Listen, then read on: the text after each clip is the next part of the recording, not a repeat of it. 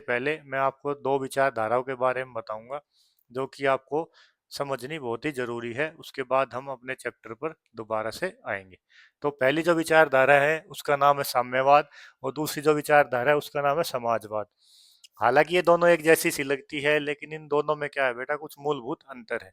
ये जो दोनों विचारधाराएं है ये बेटा समाज में समानता लाने के ऊपर क्या है, जोर देती है। यानी ये कहते हैं कि जो संसाधन होंगे उनके ऊपर किसी एक व्यक्ति का या व्यक्ति के समूह का स्वामित्व न होकर या अधिकार न होकर पूरे समाज का अधिकार होना चाहिए। तो जो साम्यवाद की विचारधारा है बेटा, वो दो व्यक्तियों के विचारों से प्रभावित है। उनमें से पहले है कार्ल मार्क्स और दूसरे है फ्रेडरिक एंगल्स।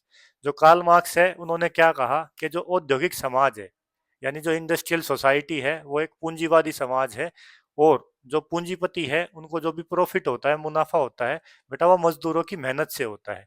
लेकिन वो जो पूंजीपति है वो क्या करते हैं, उस मुनाफे को अपने पास जोड़ते रहते हैं या अपनी संपत्ति को बढ़ाते रहते हैं। तो अगर मजदूरों को अपनी स्थिति को सुधार करना है, यानी जो उनकी स्थिति बिगड़ी हुई है, क्योंकि सारा मुनाफा कौन ले जाते हैं, ये पूंजीपति लोग ले जाते हैं। तो अगर मजदूरों को अपनी स्थिति में सुधार करना है तो उन्हें क्या करना होगा, उन्हें एक ऐसा समाज बनाना होगा जिसमें ये जो निजी संपत्ति है और जो पूंजीपति है इनका कोई भी क्या है, वर्चस्व ना रहे, और समाज में जो भी संसाधन होंगे उनके ऊपर क्या होगा, सब लोगों का अधिकार होगा। और उसी समाज को उन्होंने क्या कहा था, साम्यवादी या कम्युनिस्ट समाज। इन्होंने यह भी कहा था कि अंत में क्या है, जीत जो होगी वो बेटा मजदूरों की होगी। ये क्या करते हैं, इस साम्यवाद में जो राज्य होता है ये उसकी जो सत्ता है उसको स्वीकार नहीं करते। यानी हमें समानता अगर लेकर आनी है तो उसके लिए हमें क्या है, राज्य की आवश्यकता नहीं है।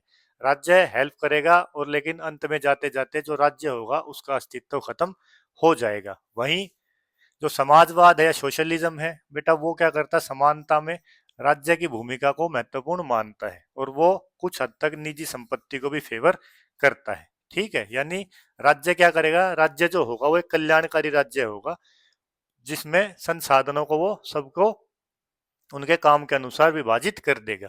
वहीं ये जो समाज साम्यवाद है वो क्या कहता है कि जो राज्य है उसकी सत्ता होनी ही नहीं चाहिए, एक तरह से राज्य होना ही नहीं चाहिए। जो समाज होगा वो एक वर्गहीन समाज होगा, यानी उसमें कोई भी वर्ग नहीं होगा। ये कहते हैं कि समाज में दो तरह के वर्ग होते हैं, एक जो शोषण करते हैं और दूसरे जिनका शोषण होता है यानी कि शोषित।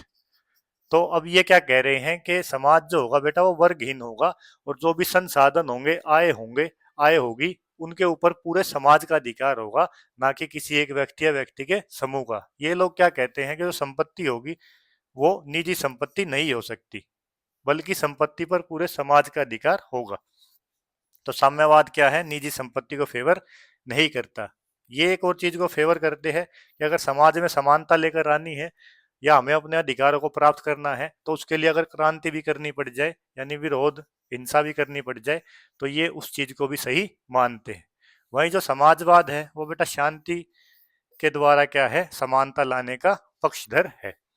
वहीं इनमें जो मूलभूत अंतर है वो है कि जो आय होगी, लोगों को जो आय प्राप्त होगी, साम्यवाद में आय मिलेगी व्यक्ति की आवश्यकता के अनुसार।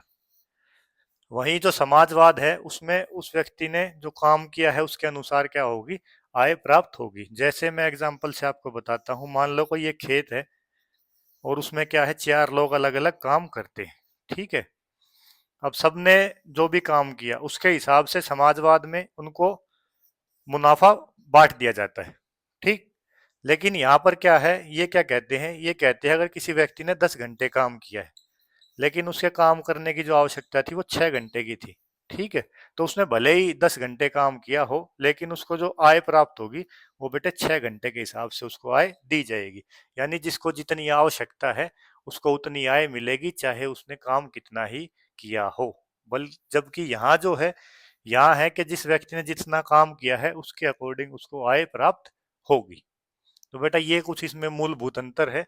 मैं एक बार फिर से बता देता हूँ, जो साम्यवाद है वो राज्य की सत्ता को नहीं स्वीकारता और एक वर्गहीन समाज बनाने की ये क्या है, पक्षधर है। ये लोग निजी संपत्ति का फेवर नहीं करते, यानी निजी संपत्ति होनी ही नहीं चाहिए। इनको समाज में समानता लाने के लिए अगर क्रांति भी करनी पड़े तो ये इस चीज को फेवर करते हैं। ये कहते हैं कि जो हर एक का काम है उसकी जो आवश्यकता है उसके अनुसार उसको क्या मिलेगा, आय प्राप्त होगी। दूसरी तरफ जो समाजवाद है वो राज्य को एक कल्याणकारी राज्य बनने की सलाह देता है, यानी संसाधन जो होंगे उन पर पूरे समाज का अधिकार होगा और राज्य उसका इस तरह से विभाजन करेगा। ये लोग निजी संपत्ति का समर्थन कुछ हद तक करते हैं, ठीक है।